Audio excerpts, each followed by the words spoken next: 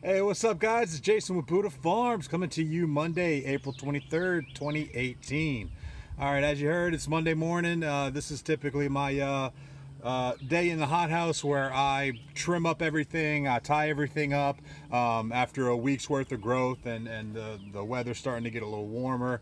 Well, it's actually been pretty chilly in the 40s and stuff at night, so it's this hothouse high tunnel in the garden's really helping. Everything's really moving along. The cucumbers are doing great, as you can see, already to the roof. We've already had to kind of string them down a little further, and so I'll be doing a little more of that, a little pruning, cutting off suckers. Tomatoes also, we got a bunch of little tomatoes on here, so we're going to be again, maintenance, suckers, cutting off some of the bottom leaves, helping the tomatoes get a little more light so they can ripen up a little bit. Eggplants on the far end behind me here are actually, the flowers are coming on strong. They're looking really good. Plants are nice, big, healthy leaves. Everything's looking happy in here. So I'm really happy with this place, and I'll probably have to put a lot more in here just to kickstart everything, and of course plant sooner, plant more, like we talked about in the last video. So I might take you along a little bit just to while I'm doing my works, and y'all can see how boring everything is. All right, guys, I'll talk to y'all later.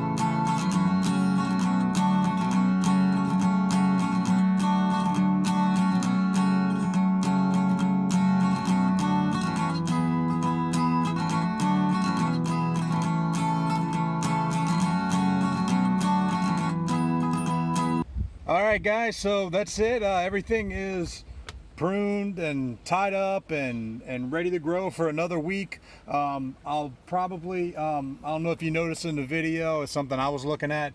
The cucumbers, the new ones, are super dark green.